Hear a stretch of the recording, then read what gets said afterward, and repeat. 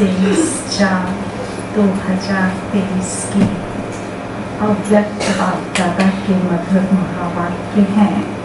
Revise date है 14/4/1994। मुरली के सामने है स्नेह का रिटर्न है।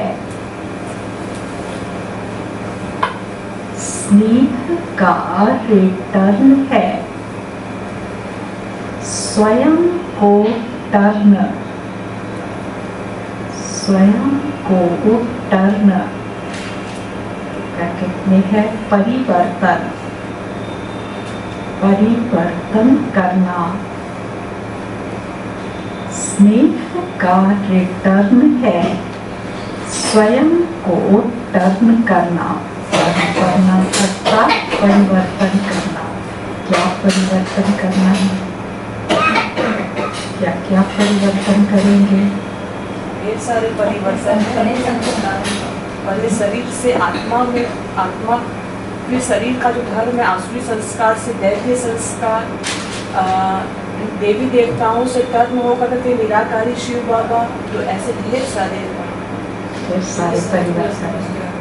अपने को शरीर न समझ करके आत्मा समझेंगे और क्या परिवर्तन करेंगे? मेरे को तेरे में परिवर्तन करेंगे और 10 विकारों को अपने स्वभाव को बहुत मीठा बनाएंगे। स्वभाव का परिवर्तन करेंगे, संस्कारों का परिवर्तन करेंगे, विकारों को परिवर्तित करेंगे। अच्छा, विस्तार से सुनेंगे। आज स्नेह और शक्ति मूल बाप दादा अपने चारों ओर के स्नेही बच्चों को देख रहे हैं। जितनी सभा साकार में है उससे भी ज्यादा आकारी रूप की सभा है। सर्व साकार रूपधारी व आकार रूपधारी बच्चों को बाप दादा स्नेह की भुजाओं में समाये हुए हैं। स्नेह की भुजाएं कितनी बड़ी हैं। चारों ओर के सभी बच्चे स्नेह की भुजाओं में ऐसे समा जाते हैं जैसे नदी सागर में समा जाती है।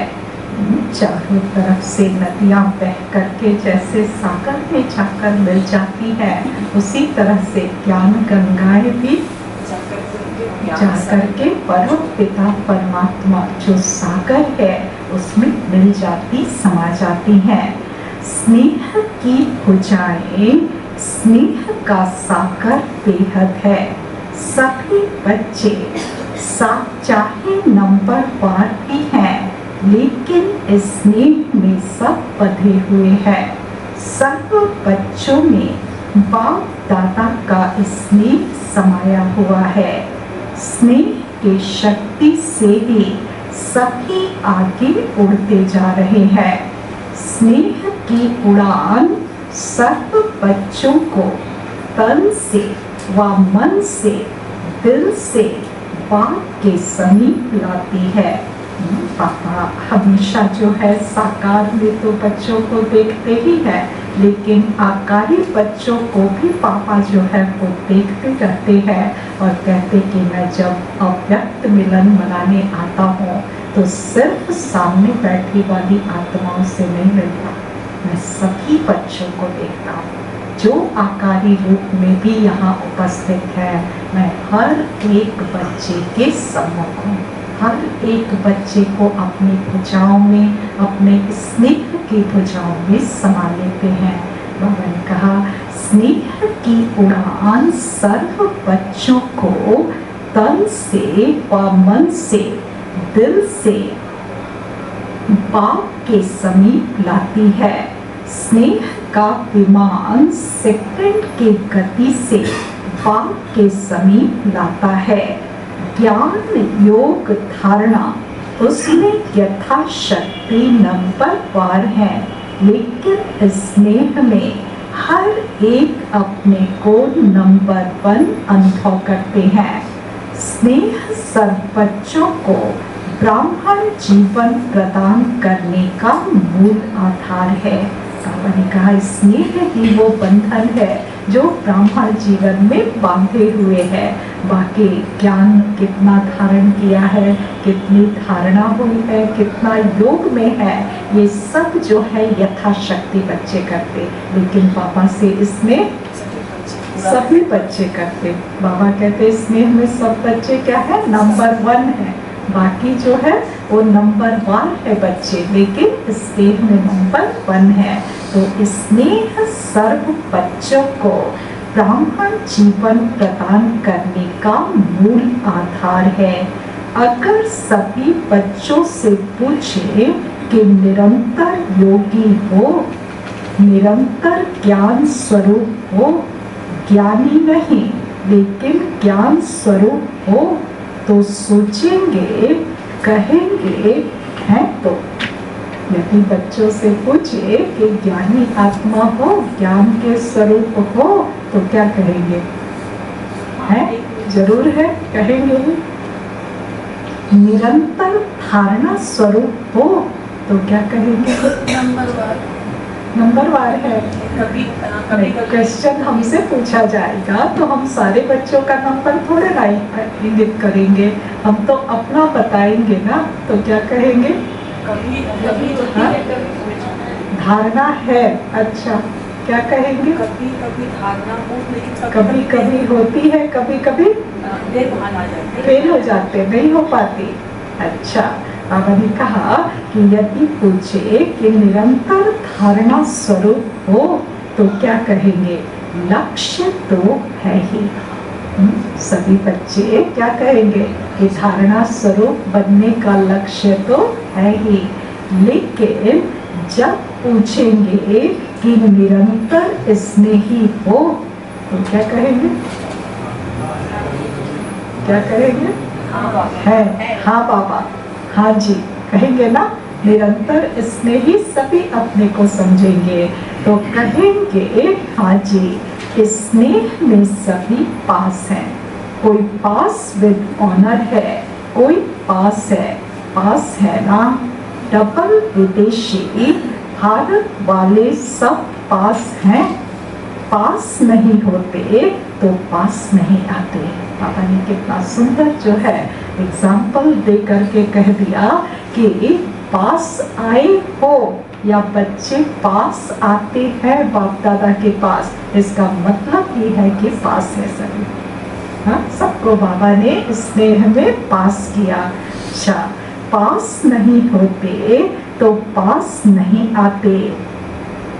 पास आना सिद्ध करता है कि पास हैं। स्नेह का अर्थ ही है पास रहना और पास होना और हर परिस्थिति को बहुत सहज पास करना। स्नेह का अर्थ बाबा ने समझाया कि स्नेह का अर्थ ही है पास रहना, पास रहना, पास होना और हर परिस्थिति को बहुत सहज पास करना। तो सभी तीनों में पास होना, पास रहने में, पास होने में और सारी परिस्थितियों को पार करने में सभी पास होना। पास करना भी सहज है ना, कि पास करने में कभी मुश्किल कभी सहज है। पास रहने में तो आनंद ही आनंद है और पास करना इसमें नंबर पार है या सब नंबर 1 है। परिस्थितियों को पास करने में नंबर 1 है या सभी नंबर 1 है? नंबर 1 है। अच्छा, देखो नंबर 1 नहीं कहते हैं।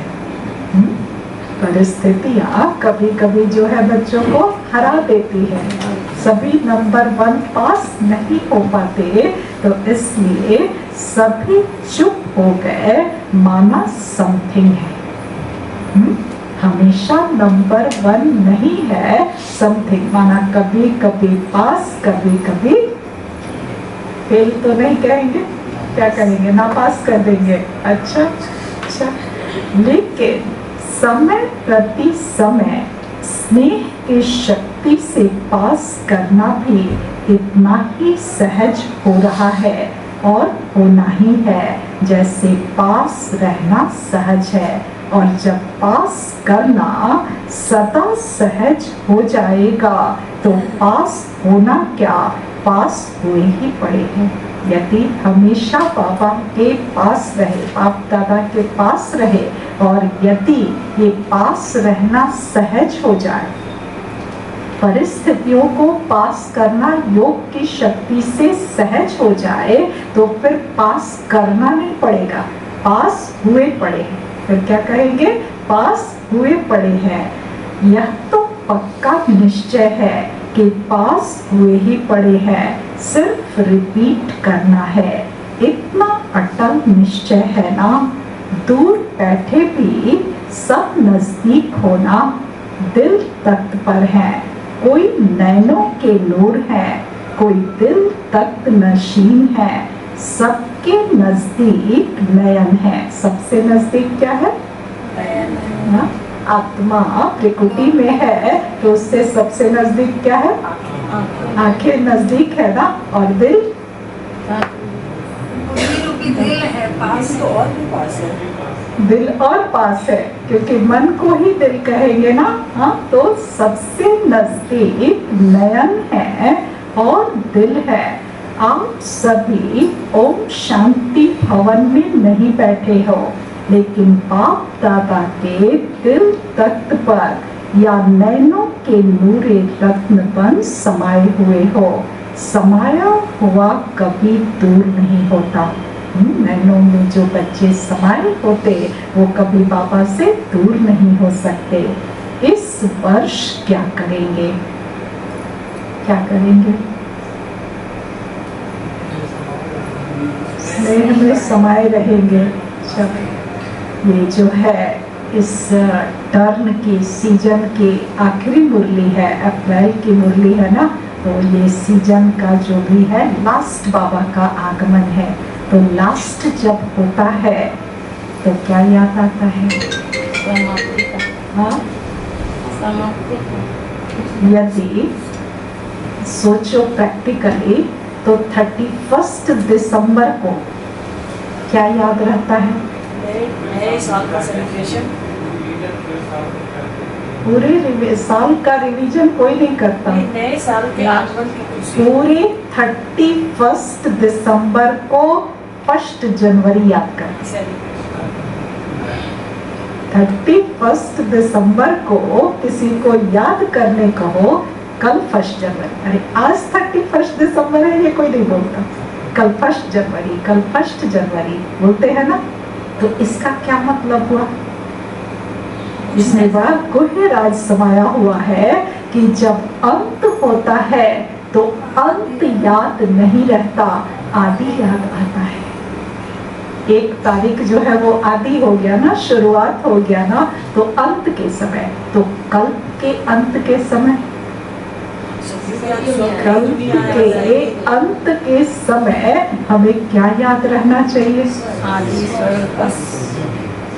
आदि। और हमारा आदि कहाँ से शुरू हो जाता है, हमारा आदि कहाँ से शुरू हो जाता है, संगम से ही शुरू हो जाता है।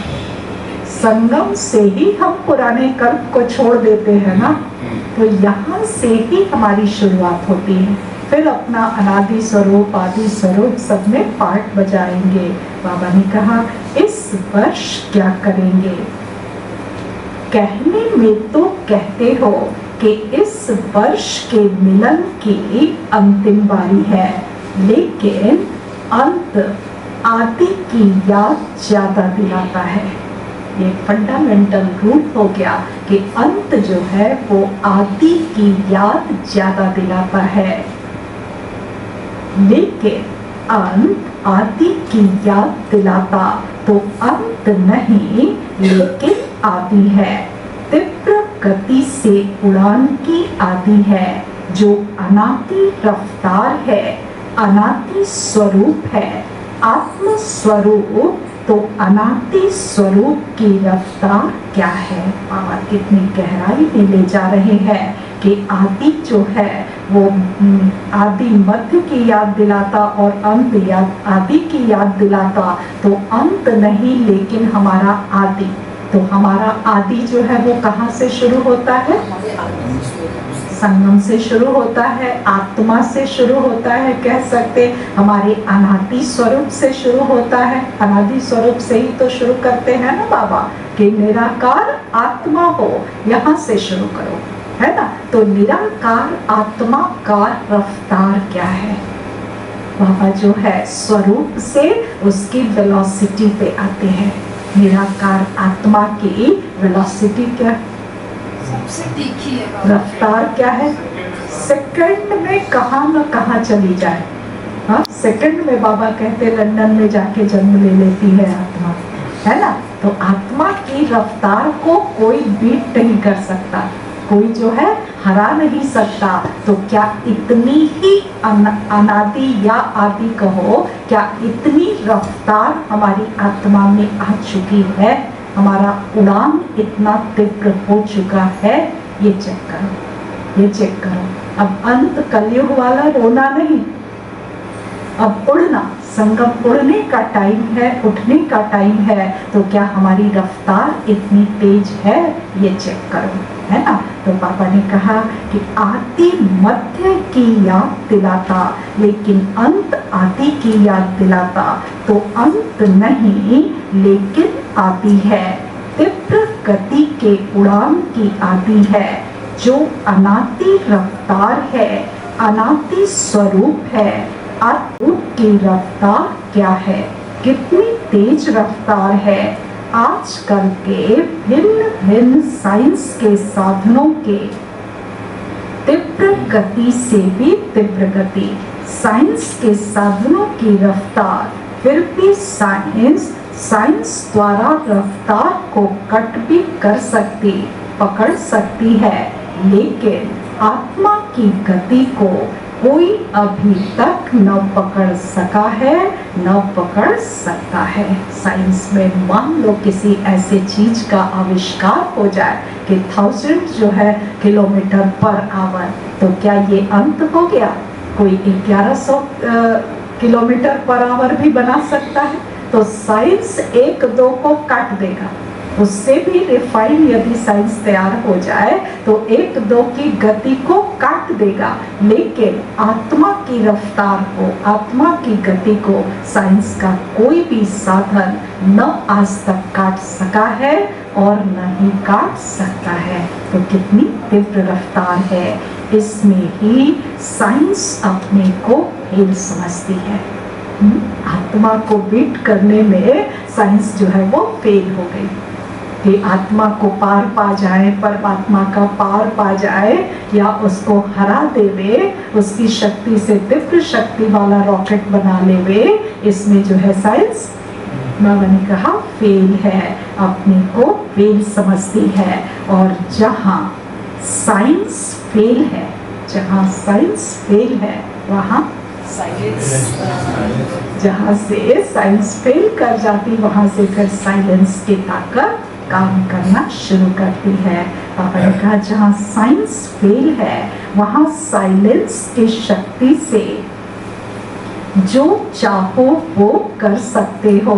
तो आत्म शक्ति की उड़ान की तीव्र गति की आदि करो।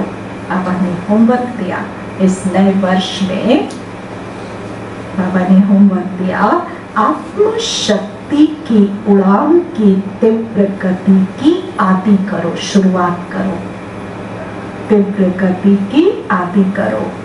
चाहे स्व परिवर्तन में, चाहे किसी की भी वृत्ति परिवर्तन में, चाहे वायुमंडल परिवर्तन में, चाहे संबंध संपर्क के परिवर्तन में अभी तीव्र गति लाओ। हेडिंग क्या थी? बाप दादा से सबको स्नेह है, सबने हाजी किया, स्नेह में सबने हाजी किया तो बाबा स्नेह का रिटर्न भी तो चाहेगा ना। बाबा स्नेह के रिटर्न में क्या चाहते? बच्चे स्वयं को टर्न कर ले, अर्थात परिवर्तन कर ले। क्या क्या परिवर्तन करना है? चाहे स्व परिवर्तन में, चाहे किसी की भी वृत्ति परिवर्तन में, चाहे वायुमंडल परिवर्तन में, चाहे संबंध संपर्क के परिवर्तन में, अभी तीव्र गति लाओ। ला तो रहे हैं परिवर्तन, लेकिन बाबा का होमवर्क है कि अभी तीव्र गति से करो। तीव्रता की निशानी है।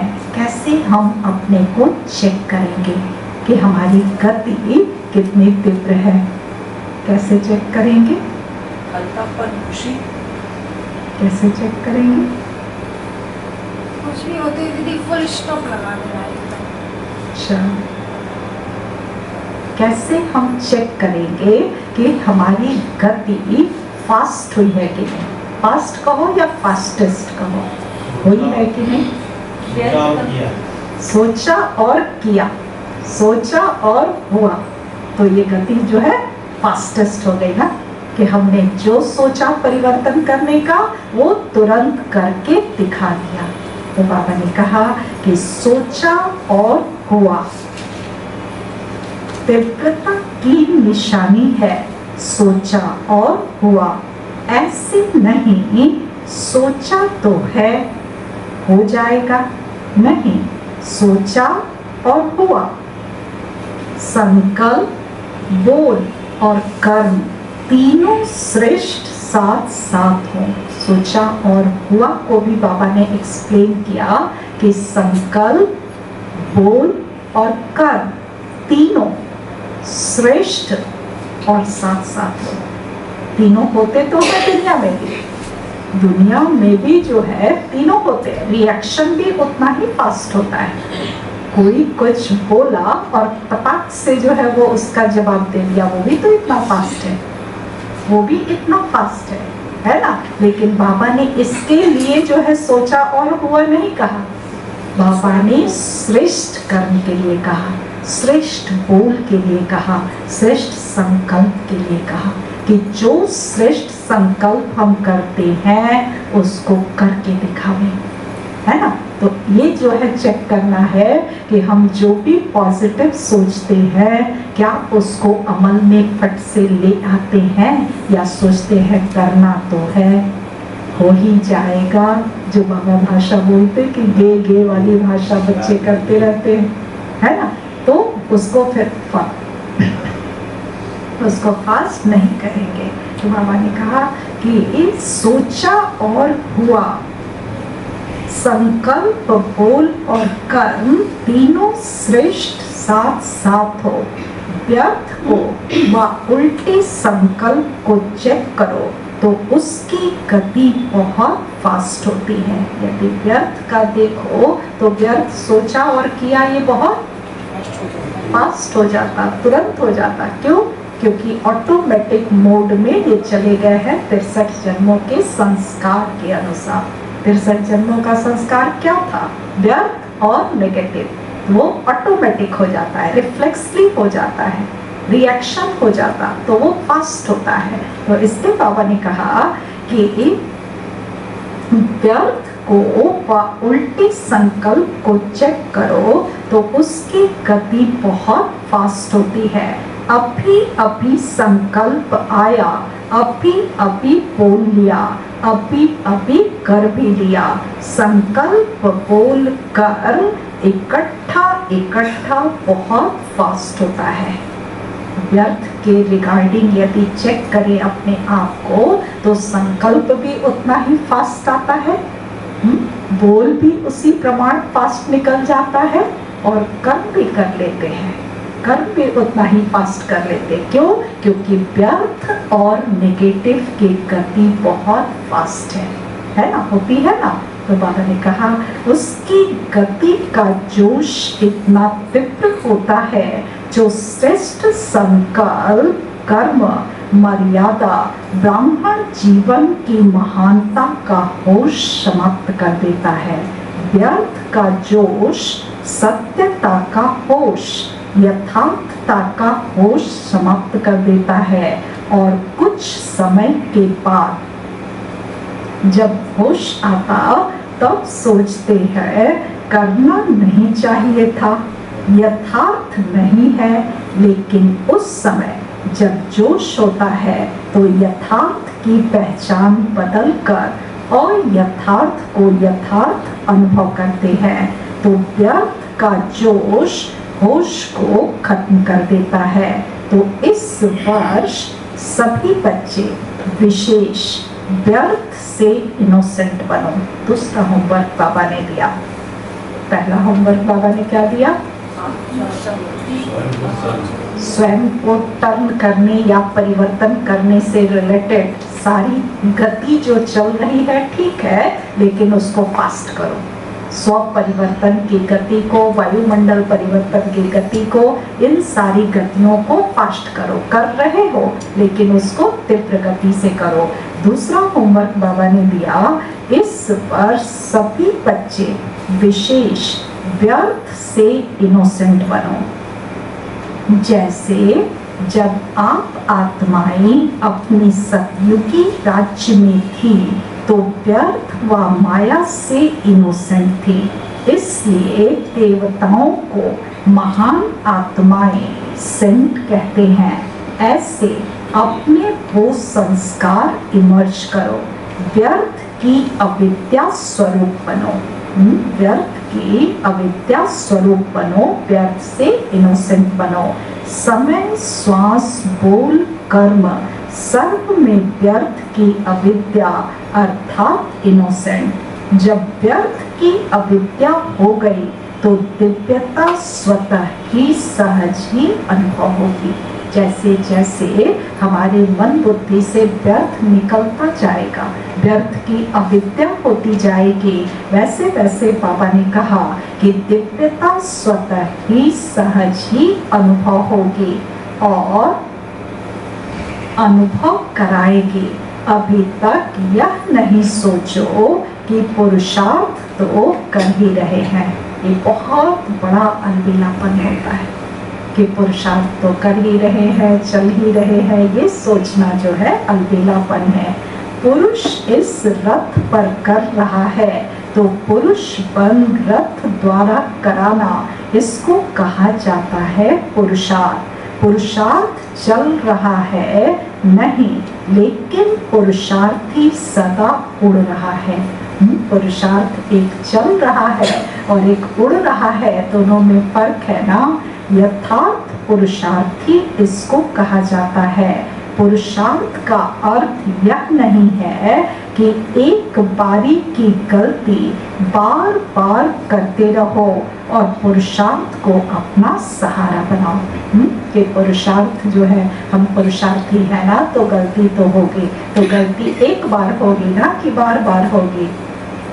जो एक दो बार गलत करके अनुभवी बन गए तो फिर से वही गलती थोड़ी ही करेंगे, है ना। तो बाबा ने कहा कि यथार्थ पुरुषार्थी इसको कहा जाता। पुरुषार्थ का अर्थ यह नहीं है कि एक बारी की गलती बार बार करते रहो और पुरुषार्थ को अपना सहारा बनाओ। यथार्थ पुरुषार्थी हो, स्वभाव भी स्वाभाविक हो, अति सहज, अभी मेहनत को किनारे करो।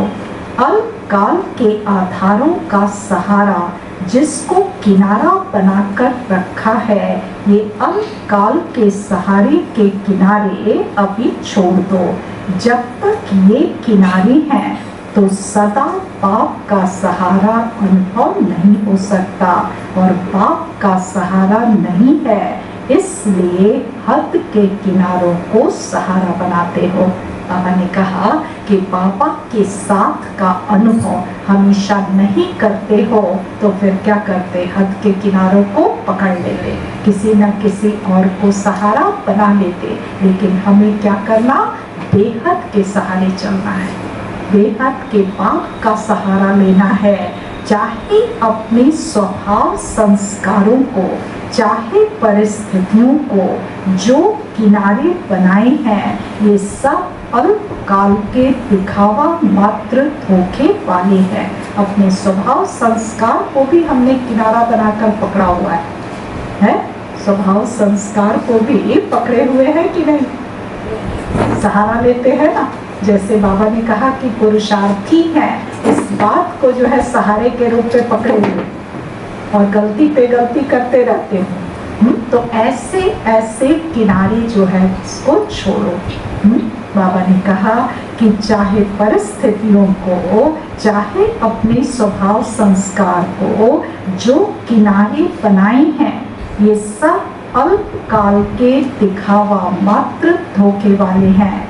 धोखे में नहीं रह जाओ। बाप का सहारा छत्र छाया है, अल्पकाल की बातें धोखेबाज है। माया की बहुत मीठी मीठी बातें सुनते रहते हैं, बहुत सुन चुके हैं। कब सुन चुके? माया की मीठी मीठी बातें बहुत सुन चुके। कब? पूरे द्वापर और कलयुग में क्या सुनते थे? माया की ही तो मीठी लोरी सुनते थे ना, और क्या सुनते थे?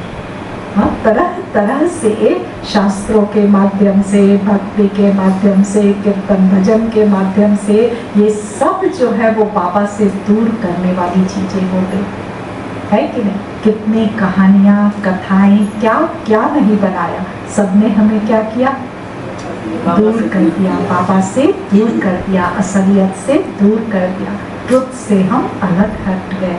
तो बहुत सुन चुके हैं। जैसे द्वापर के शास्त्र बनाने वाले बातें बनाने में बहुत होशियार है, कितनी मीठी मीठी बातें बनाती है, तो बातें नहीं बनाओ। बाबा यहाँ बहुत सूक्ष्मता एक बात की समझा रहे हैं कि द्वापर और कलयुग, कोई और बनाया क्या मीठी मीठी बातें? किसने बनाई? हमने बनाई। भक्ति भी सबसे जास्ती किसने किया है? हम बच्चों ने ही किया है ना। तो शास्त्र लिखने वाले भी कौन? हम बच्चे। ये मीठी मीठी कथाएं, कहानियां बनाने वाले कौन? हम बच्चे। तो अब ज्ञान मार्ग में बाबा क्या सूक्ष्मता लाना चाह रहे हैं कि ज्ञान मार्ग में कहानियां बनाना बंद करो, ज्ञान मार्ग में बातें बनाना बंद करो, ज्ञान मार्ग में कथाएं बनाना बंद करो। ये सारी भक्ति मार्ग के लक्षण है ना? तो इन चीजों से, बातों से, कथाओं से, कहानियों से, शास्त्रों से, इन सब से अब दूरी बनाओ और एक बाप की छत्र छाया को महसूस करो, एक बाप के सहारे को महसूस करो। बाबा ने कहा शास्त्रों में मीठी मीठी बातें बना दी हैं, तो बातें नहीं बनाओ। बातें बनाने में सब एक दो से होशियार है, न बातें बनाओ।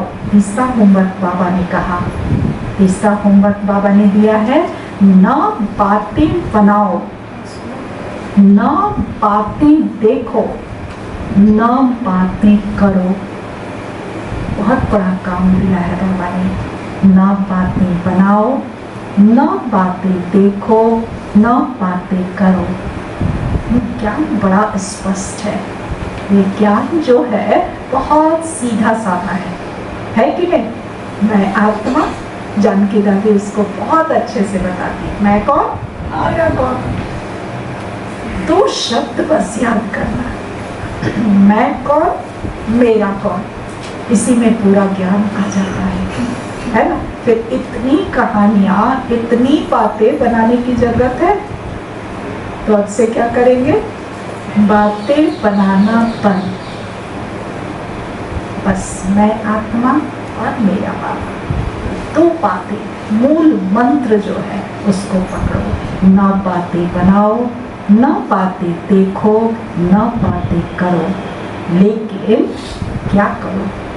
बातें न बनाओ तो फिर क्या करो? बात भी नहीं करनी है, बात भी जो देखनी नहीं है, बात सुननी भी नहीं है, बातें बनानी भी नहीं है, तो फिर करेंगे क्या? क्या करेंगे? नेक्स्ट जो है भाई सब कुछ तो मना कर दिया, तो उसके अगेंस्ट कुछ करने की विधि भी तो होगी ना। तो बाबा ने कहा क्या करो, बाप को देखो, बातों को नहीं देखो तो क्या करो, बाप को देखो, बाप समान करो, बाप समान करो, बाप समान बनो। बातें बनाने की बजाय बाप समान बनो, बाप को देखो, बाप समान करो। जब कोई बात सामने आती तो बात बनाना सेकंड में आ जाता है, क्योंकि माया की गति भी तीव्र है ना। ऐसे सुंदर रूप की बात बना देती जो सुनते बाप को तो हंसी आती ही है, लेकिन दूसरे प्रभावित हो जाते हैं। बोलते तो ठीक है, बहुत अच्छा है, बात तो ठीक है, और स्वयं को भी ठीक लगते हो। जैसे यहाँ बाबा क्या कहना चाह रहे हैं कि जैसे बहुत सारे भाई बहने बड़ी अच्छी अच्छी कहानियाँ गढ़ करके और अच्छे अच्छे क्लास लेक्चर तैयार करते हैं, बातों में जो है वो कितना उलझा देते हैं। फिर वही कहानियाँ, फिर वही शास्त्रों वाली बातें बता करके और फिर मुख्य बात बताते, तो उसमें बच्चे फंस जाते हैं। इसमें ना फंसो। बाबा कभी इतनी ऐसी कहानियाँ सुना करके ज्ञान थोड़ी सुनाते थे। बाबा कैसे सुनाते थे? बाबा दृष्टि देते और सभी आत्मिक स्वरूप में चले जाते थे। एक दो शब्द बात हुआ करता था, है ना। तो अभी जो है पापा कहते बाप समान बनो, बाप के समान जो है करो, और बाबा को ही देखो। देखना बहुत जरूरी है, विजुअलाइजेशन बहुत जरूरी है। तो बाबा ने कहा कि बाप तो सुनकर हंसते ही है, लेकिन दूसरे प्रभावित हो जाते। बोलते तो ठीक है, प्रभावित जो होंगे जिससे, तो क्या कहेंगे, इनकी बातें तो बड़ी अच्छी है, ठीक बोल रहे हैं, बहुत अच्छा है, बात तो ठीक है, और उनसे भी ज्यादा हम खुश हो जाते हैं। बातें बना करके, दूसरों को प्रभावित करके, हम भी अंदर ही अंदर अपने आप को क्या समझते हैं, हम तो ठीक है, हम तो बहुत अच्छे हैं, हम तो बहुत अच्छा सुनाते हैं। ये सारी चीजों में फिर फंस जाते हैं। ये सारी है बातें बनाना, ये सब बातें हैं बातें बनाना, और स्वयं को भी ठीक लगते हो, लेकिन समय की तीव्र गति को देख अब इन किनारों से, माना बातों की किनारों से, कथाओं से, कहानियों से तीव्र उड़ान करो। ये किनारे जो है वो मिल गया, पकड़ लिया, यहाँ तक पहुँच गए, अब जो है इनसे किनारा करके तीव्र उड़ान करो। ये अनेक प्रकार की बातें व्यर्थ रजिस्टर के रोल बनाती रहती हैं। रोल के ऊपर रोल बनता जाता है, इसलिए इससे इनोसेंट बनो। इस इनोसेंट स्टेज से बनी बनाई सेवा की स्टेज आपके सामने आएगी। बहुत बड़ा ऑफर बाबा ने दिया कि ऐसी जब स्टेज हम अपनी बनाएंगे, अर्थात एक लाइन में सार करें तो सारे व्यर्थ जो है उसको जब हम समाप्त करके समर्थ में टिकेंगे तो बनी बनाई स्टेज हमको मिलेगी। फिर मेहनत नहीं करनी पड़ेगी, लोग हमें इनवाइट करेंगे। तो इसलिए बाबा ने कहा इस इनोसेंट स्टेज से बनी बनाई सेवा की स्टेज आपके सामने आएगी। इस वर्ष के यथार्थ पुरुषार्थ के प्रत्यक्ष फल की निशानी बनी बनाई। जब ये तीनों होमवर्क पूरा करेंगे तो तीन जो बाबा ने होमवर्क दिया, इसको जब हम पूरा करेंगे तो सभी जगह से, चारों तरफ से हमें निमंत्रण मिलेगा। बनी बनाई स्टेज मिलेगी, सामने आएगी। व्यर्थ का सामना करना समाप्त करो तो सेवा की ऑफर सामने आएगी। आप सभी सेवा के निमित्त तो अनेक वर्ष बने, अब औरों को निमित्त बनाने की सेवा के निमित्त बनो। चौथा कार्य बाबा दे रहे हैं कि ये तीनों होमवर्क करते हुए तीनों होमवर्क करते हुए क्या करो कि अब तक तो हर वर्ष बच्चों ने सेवा की, खूब सेवा की। हर जो भी आते हैं त्योहार, सब पे कुछ न कुछ सेवा करते रहते हैं। अब बाबा कह रहे अब उनको सेवा का चांस दो, अब अन्य आत्माओं को सेवा की स्टेज बनाने का चांस दो, है ना। उनको जो है वो मतलब माइक बनने दो। माइक वो हो और माइक आप हो। बहुत समय आप माइक बने। अब तक माइक बन करके सेवा की, सबको जो है वो बताते रहे, तो बहुत समय आप माइक बने।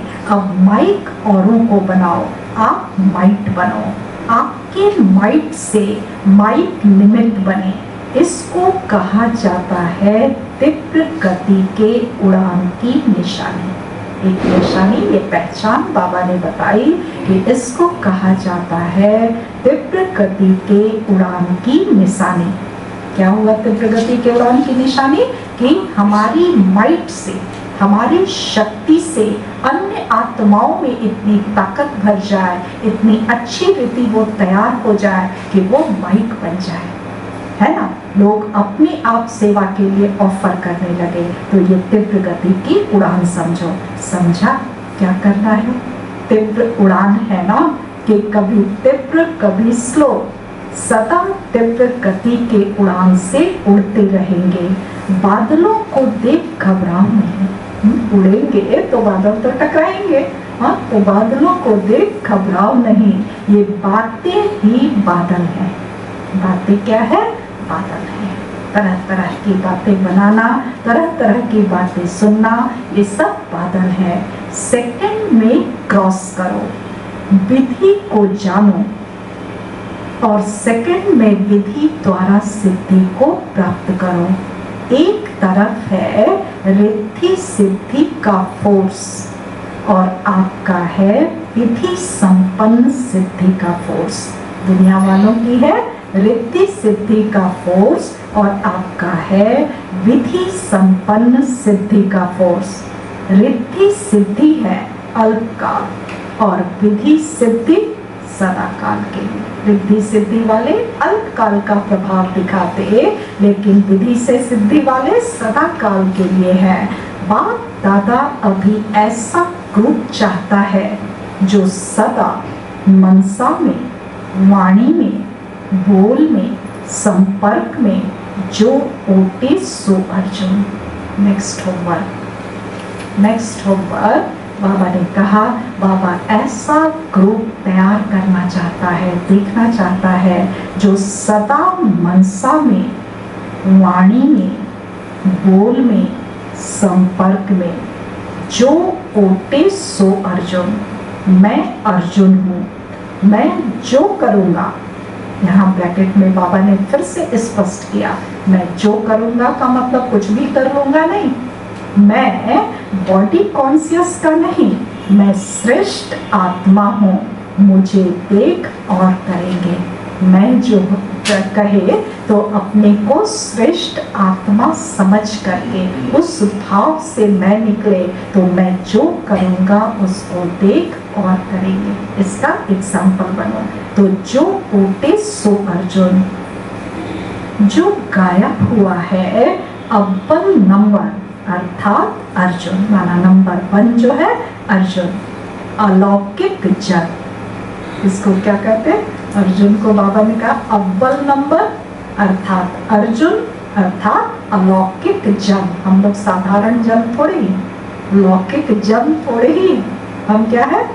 असाधारण है, अलौकिक जन है हम लोग। चार बस अलौकिक जन, संकल्प, बोल और कर्म सब में अलौकिक दिव्यता की झलक हो। कैसे अलौकिक हम कहे जाएंगे, कैसे हमारी अलौकिक दिव्यता सामने आएगी? हमारे संकल्प, बोल और कर्म से, कि मैं जो करूँगा सो सभी जो है फॉलो करेंगे। ये हमारे संकल्प ऐसे होने चाहिए, बोल ऐसे होने चाहिए, कर्म ऐसे होने चाहिए कि दिव्यता की झलक हो। इसको कहा जाता है अर्जुन अलौकिक जन। ऐसा ग्रुप इस वर्ष में तैयार होगा कि दूसरे वर्ष में तैयार होगा? एक वर्ष में तैयार हो जाओगे कि जो है 2-4 वर्ष लगेंगे? 1 वर्ष लगेगा। जो इस ग्रुप में आना चाहते हैं वह हाथ उठाओ। जो ओटे सो अर्जुन माना मनसा वाचा कर्मणा, हम अव्वल नंबर में आना चाहते हैं। ये तुरंत जो है फास्ट परिवर्तन करना चाहते, चलने की गति धीमी नहीं बल्कि उड़ान की गति से उड़ना चाहते हैं, बहुत तीव्र गति की उड़ान चाहते। तो जो इसमें आना चाहते, बाबा ने कहा हाथ उठाओ। मुझे बनना है, मैं अर्जुन हूँ, दूसरे को नहीं देखना। मुझे बनना है, मैं अर्जुन हूँ। फिर कोई ऐसा समाचार नहीं आवे। अब बाबा के सामने हाथ उठा लिया कि मैं अर्जुन हूँ। अब आगे घर जा कर के कोई समाचार नहीं आवे। क्या समाचार नहीं आवे? क्या करे, हो गया, ये सब बाबा को यही तो करते हैं ना। बनना तो चाहते हैं, करना तो चाहते हैं, उड़ना तो चाहते हैं, परंतु लेकिन किंतु परंतु लेकिन ये सारी भाषा जो है ब्राह्मणों की भाषा बाबा कहते नहीं है। दृढ़, हर एक बात में दृढ़ता होनी चाहिए। तो बाबा ने कहा कि फिर कोई ऐसा समाचार नहीं आवे, क्या करे, हो जाता है, सरकमस्टांस ऐसे हैं, मदद नहीं मिलती है, दुआएं नहीं मिलती है, सहारा नहीं मिलता। जिन्हों को कुछ समय चाहिए वो हाथ उठाओ। ऐसे अर्जुन बनने के लिए जिन्हों को कुछ समय चाहिए, अब बच्चे सबने हाथ उठाए कि हम बनेंगे, तो एक दिन में थोड़ी बन जाएंगे। तो बाबा ने पूछा जिनको समय चाहिए वो हाथ उठाओ। 1-2 मास चाहिए व 1 वर्ष चाहिए, जो भी ग्रुप आवे उनसे पूछना, फिर रिजल्ट सुनाना। सारे ग्रुप से जो है वो पूछ करके कि किन बच्चे को अर्जुन बनने में कितना समय चाहिए, 1 दिन चाहिए, 1-2 मास चाहिए, या वर्ष चाहिए, या वर्षों चाहिए, कितना चाहिए, ये अपने आप से पूछो। और सबसे पूछ करके बाबा ने कहा रिजल्ट सुनाना। टीचर्स तो पहले, क्योंकि जो निमित्त बनते हैं उनका सूक्ष्म वायुमंडल वाइब्रेशंस जरूर जाता है। सबसे पहले जैसे निमित्त जो बनता है उसको करके दिखाना है। जो भी निमित्त आत्माएं हैं, जिनको भी बाबा ने निमित्त बनाया है, उनको हर चीज में पहले आगे आकर के दिखाना होता है, अर्थात अपने प्रैक्टिकल जीवन से वो करके दिखाना। जो प्रैक्टिकल जीवन से करके दिखाए वो टीचर। जो प्रैक्टिकल हम कर, टीचर माना टीच करना, शिक्षा देना, शिक्षा देना। प्रीचर नहीं, प्रीचर माना भाषण देना। प्रीचर जो है वो भाषण देते हैं, अच्छी अच्छी बातें सुनाते हैं, और टीचर करके दिखाते हैं। तो हमें करके दिखाने वाला बनना है। बाबा ने कहा टीचर्स तो पहले, क्योंकि जो निमित्त बनते हैं उनका सूक्ष्म वायुमंडल वाइब्रेशंस जरूर जाता है। पदम गुना पुण्य भी मिलता है, और पदम गुना निमित्त भी बनते हैं।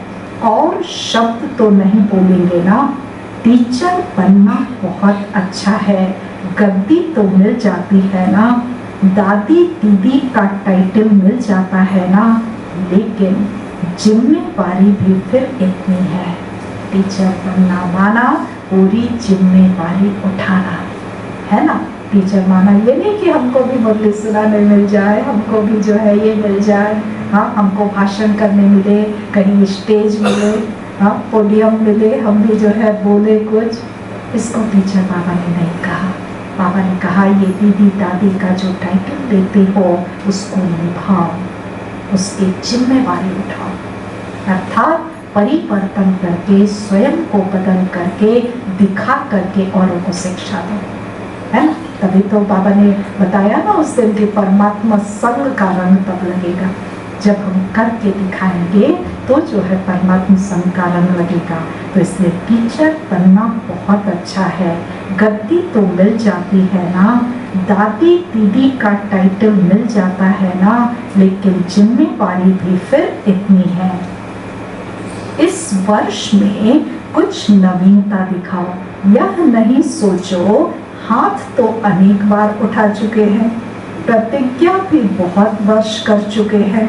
ऐसे संकल्प न सूक्ष्म में आए न औरों के प्रति आए। ये संकल्प भी ढीला करता है। ये तो चलता ही आता है, ये तो होता ही रहता है।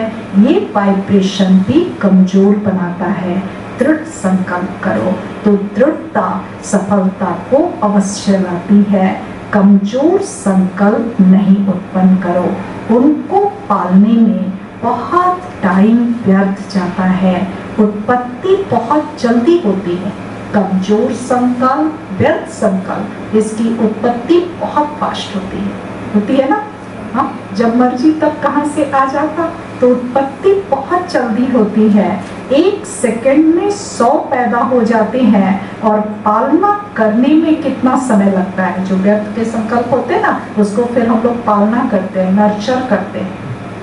नर्चर करते हैं ना उसको, फिर इधर उधर सब खाद पानी दे करके, जल दे करके व्यर्थ की बातों का चारों तरफ से एविडेंस जुटाते हैं। व्यर्थ की और किसी को दोषी ठहराने के लिए चारों तरफ से क्या करेंगे, एविडेंस जुटाएंगे ना। हाँ, तो इसको कहेंगे उस व्यर्थ संकल्प की पालना करना। तो व्यर्थ संकल्प की कितनी पालना करते, 1 सेकंड में 100 पैदा हो जाते और पालना करने में कितना समय लगता है। मिटाने में मेहनत भी लगती, समय भी लगता और बाप दादा के वरदान व दुआओं से भी वंचित रह जाते हैं।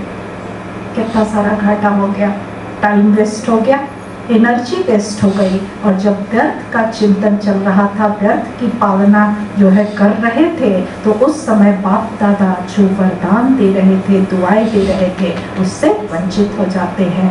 हाँ, वंचित रह जाते। सर्व की शुभ भावनाओं की दुआओं से भी वंचित हो जाते हैं। शुद्ध संकल्प का बंधन चाहे कोई थोड़ा कमजोर भी हो, उनके लिए भी ये शुद्ध संकल्पों का घेराव एक छत्र छाया बन जाए, सेफ्टी का साधन बन जाए, किला बन जाए। शुद्ध संकल्प की शक्ति को अभी कम पहचाना है। मैंने कहा शुद्ध संकल्प की शक्ति न सिर्फ हमारे लिए बल्कि कुछ ग्रुप में यदि कमजोर आत्माएं भी हैं तो उनके लिए भी घेरा बन जाए, उनके लिए भी प्रोटेक्शन का कवच बन जाए। ऐसा शुद्ध संकल्प करो। लेकिन बच्चों ने अभी कम पहचाना है। शुद्ध संकल्पों की शक्ति कितनी है, इसको कम पहचाना है। एक शुद्ध व श्रेष्ठ शक्तिशाली संकल्प क्या कमाल कर सकता है, इसकी अनुभूति इस वर्ष में करके देखो। ये भी जो है होमवर्क है कि एक शुद्ध संकल्प क्या कर सकता है, इसकी शक्ति को, इस अनुभूति को इस वर्ष में करके देखो। एक शुद्ध व श्रेष्ठ शक्तिशाली संकल्प क्या कमाल कर सकता है, इसकी अनुभूति इस वर्ष में करके देखो। पहले अभ्यास में युद्ध होगी। जो भी होमवर्क बाबा दे रहे हैं उसकी डीप टेक्निक भी बताते चल रहे हैं बाबा कि कैसे करो, क्या क्या होगा, क्या सामना करना पड़ेगा, क्या फेस करना पड़ेगा इसको करने में। सब चीज से बाबा जो है आगाह करा दे रहे हैं, युक्ति समझा दे रहे हैं कि इस तरह से करो तो होगा। तो इसको करने के लिए बाबा ने कहा कि पहले अभ्यास में युद्ध होगी। व्यर्थ संकल्प शुद्ध संकल्प को कट करेगा। बाबा बहुत सुंदर दृश्य यहाँ जो है वो क्रिएट कर रहे हैं, जो कि महाभारत के दृश्य को याद दिला रहा है। और अब तक शायद महाभारत के उन तीरों का रहस्य नहीं समझा था जो बाबा आज सिखा गए। आज बाबा सिखा क्या रहे हैं कि कितना सुंदर बाबा ने कहा कि पहले अभ्यास में युद्ध होगी। व्यर्थ संकल्प शुद्ध संकल्प को कट करेगा। जैसे कौरव पांडव के तीर दिखाते हैं ना, तीर तीर को रास्ते में ही खत्म कर देता है। महाभारत वाली लड़ाई सबने देखी थी।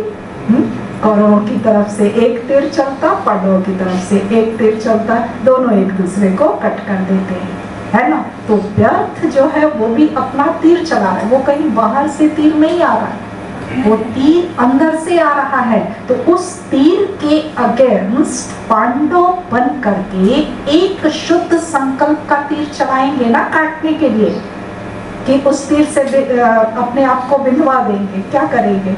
बिंध जाएंगे, बिंधेंगे नहीं ना, तीर की मार नहीं खानी है ना। तो उसके अगेंस्ट एक श्रेष्ठ संकल्प क्रिएट करो। जब व्यर्थ संकल्प क्रिएट होता है तो उसके अगेंस्ट में एक समर्थ संकल्प क्रिएट करो और उसकी शक्ति देखो, उसकी शक्ति को देखो। तो जैसे कौरव पांडव के तीर दिखाते हैं ना, तीर तीर को रास्ते में ही खत्म कर देता है। तो संकल्प संकल्प को खत्म करने की कोशिश करता है, करेगा, लेकिन दृढ़ संकल्प वाले का साथी पाप है। दृढ़ संकल्प जो कर लेगा, पॉजिटिव संकल्प करने का, उनका साथी बाप है, अर्थात उनका साथी भगवान है। विजय का तिलक सदा है ही है। अब इसको इमर्ज करो तो व्यर्थ स्वतः ही मर्ज हो जाएगा। हाँ, मैं विजयी आत्मा हूँ, यदि ये संकल्प करो तो व्यर्थ स्वतः ही मर्ज हो जाएगा। व्यर्थ को समय देते हो। प्रॉब्लम यहाँ है कि व्यर्थ को हम समय देते, पालते हैं, नर्चर करते हैं। व्यर्थ को समय देते हो, कट नहीं करते हो। हाँ, अब से ऐसे ही अंदर लड़ना। हाँ, उधर से तीर व्यर्थ ने छोड़ा और इधर से समर्थ संकल्प का तीर छोड़ेंगे और हम बाबा के साथ हैं। ये हमेशा अर्जुन को हमेशा याद था, है ना, कि सारथी हमारा कृष्ण है, सारथी हमारा कृष्ण है, ये हमेशा याद था। तो बाबा ने कहा कि व्यर्थ को समय देते हो, कट नहीं करते हो, लेकिन उसके रंग में रंग जाते। और क्या उल्टा होता कि उसके रंग में रंग जाते हो। सेकंड से भी कम समय में कट करो, शुद्ध संकल्प से समाप्त करो, तो सर्व के शुभ संकल्पों का वायुमंडल का घेराव कमाल करके दिखाएगा। पहले से ही यह नहीं सोचो कि होता तो है नहीं, करते तो बहुत हैं, सुनते तो बहुत हैं, अच्छा भी बहुत लगता, लेकिन होता नहीं है। आप ये पहले से ही नहीं कर लो, पहले से ही दिमाग में ये नहीं ठान लो कि सुनते बहुत है, करते बहुत है, अच्छा बहुत लगता, लेकिन होता नहीं है। यह ही व्यर्थ वायुमंडल कमजोर बनाता है। होना ही है, दृढ़ता रखो, होना ही है, दृढ़ता रखो, उड़ान करो। क्या नहीं कर सकते हो, लेकिन पहले स्व के ऊपर अटेंशन। बाबा बच्चों को कितनी जो है वो ऊंचाई उड़ा रहे हैं कि पहले स्व के ऊपर अटेंशन रखो। स्व का अटेंशन ही टेंशन खत्म करेगा। समझा क्या करना है? कोई कहे यह तो होता ही रहता है, पहले की प्रतिज्ञा की थी, यह नहीं सुनो। इस तरह की बातें उल्टी सुलटी नहीं सुनो। इसमें कमजोरों का साथ नहीं देना, साथी बनाना। अगर कोई ऐसा वैसा बोलता है तो एक दो में कहते हैं ना, शुभ बोलो, शुभ सोचो, शुभ करो। अच्छा, सभी खुश राजी है ना? बाबा ने इतनी सुंदर सुंदर युक्तियां बताई। बाबा पूछते सब खुश राजी हो ना? सभी से बात की ना, यह भी पाप का स्नेह है, स्नेह की निशानी है। वो स्नेही की कमी नहीं देख सकता, स्नेही की गलती अपनी गलती समझेगा। बाप भी जब बच्चों की कोई बात सुनते हैं तो समझते हैं मेरी बात है। बच्चों की यदि कोई कमजोरी की बात सुन लेते तो बाबा समझते ये मेरी बात है। तो स्नेही संपन्न, संपूर्ण, समान देखना चाहते हैं। सभी स्नेह में एक शब्द बाप दादा के आगे चाहे दिल से, चाहे गीत से, चाहे बोल से, चाहे संकल्प से जरूर कहते हैं। बाप दादा तो सबका सुनता है ना। बाप दादा हर एक के दिल की बात चाहे संकल्प से भी करो तो भी सुन लेता है। सभी एक बात बहुत बार कहते हैं कि बाबा के स्नेह का रिटर्न क्या दे। ये बच्चों के दिल में हमेशा रहता है कि बाबा के स्नेह का रिटर्न क्या दे, क्योंकि क्या से क्या तो बन गए हो ना, कोटों में कोई तो बन गए हो ना, कोई में कोई नहीं बने हो तो कोटों में कोई तो बने हो ना, इसमें सब पास हो।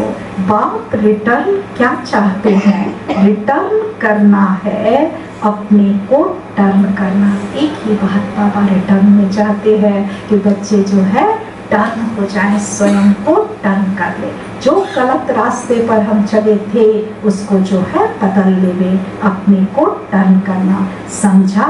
बस यही रिटर्न है। यह तो कर सकते हो ना, स्नेह के पीछे यह नहीं कर सकते हो। मतलब का स्नेह तो नहीं है ना, मतलब का स्नेह तो नहीं ना रखा है बाबा से। स्नेह में त्याग करने के लिए तैयार हो, स्नेह में त्याग करने के लिए तैयार हो। बाप जो भी आज्ञा करे तैयार हो। स्नेह में सब 100% हो या परसेंटेज है, अपने को टर्न करने के लिए तैयार हो। स्नेह के पीछे यह त्याग है या भाग्य है? भक्त तो सिर उतार कर रख देने के लिए तैयार है। आप रावण का सिर उतार कर रखने के लिए तैयार हो। शरीर का सिर नहीं उतारो, लेकिन रावण का सिर तो उतारो। पांचों ही सर उतारेंगे या 1-2 रखेंगे? पांचों सर को हटाएंगे या 1-2 रखेंगे? थोड़ा कमजोरी का सिर रखेंगे। चलो 5 नहीं, 6ठा दिखाते हैं। बेसमझी का 6ठा सिर है, बेसमझी का, वो रखेंगे। अच्छा, चारों ओर के मन की उड़ान में उड़ने वाले मधुबन निवासी अव्यक्त रूपधारी आत्माओं को और साथ साथ संकल्प के विमान द्वारा मधुबन में पहुंचने वाली श्रेष्ठ आत्माओं को और चारों ओर के सर्वश्रेष्ठ स्नेही स्नेह में त्याग के भाग्य का श्रेष्ठ संकल्प करने वाली आत्माओं को सदा एक बन के संकल्प को प्रत्यक्ष जीवन में लाने वाले बाप के समीप आत्माओं को बाप दादा का याद प्यार और हर एक भिन्न भिन्न भारत के देश व विदेश के हर एक बच्चे को नाम सहित विशेषता संपन्न याद प्यार और नमस्ते। हम बच्चों की तरफ से बाप दादा को नमस्ते नमस्ते नमस्ते। बाबा ने वरदान दिया, लिखेंगे नहीं, सुनेंगे। अभ्यास की एक्सरसाइज द्वारा सूक्ष्म शक्तियों को जीवन में समाने वाले शक्ति संपन्न भव। अभ्यास की एक्सरसाइज द्वारा सूक्ष्म शक्तियों को जीवन में समाने वाले शक्ति संपन्न भव। स्पष्टीकरण है, ब्रह्मा माँ की बच्चों में रूहानी ममता है, इसलिए सूक्ष्म स्नेह के आह्वान से बच्चों के स्पेशल ग्रुप वतन में इमर्श कर शक्तियों की खुराक खिलाते हैं। जैसे यहाँ घी पिलाते थे और साथ साथ एक्सरसाइज कराते थे, ऐसे वतन में भी घी पिलाते, अर्थात सूक्ष्म शक्तियों की चीजें देते और अभ्यास की एक्सरसाइज भी कराते। तीनों लोकों में दौड़ की रेस कराते, जिससे विशेष खातिरी जीवन में समा जाए और सभी बच्चे शक्ति संपन्न बन जाएं। स्लोगन है आज का, स्वमान में स्थित रहने वाली आत्मा दूसरों को भी मान दे आगे बढ़ाती है। स्वमान में स्थित रहने वाली आत्मा दूसरों को भी मान दे आगे बढ़ाती है। मुरली के सार में था स्नेह का रिटर्न है, स्वयं को टर्न अर्थात परिवर्तन करना। शांति।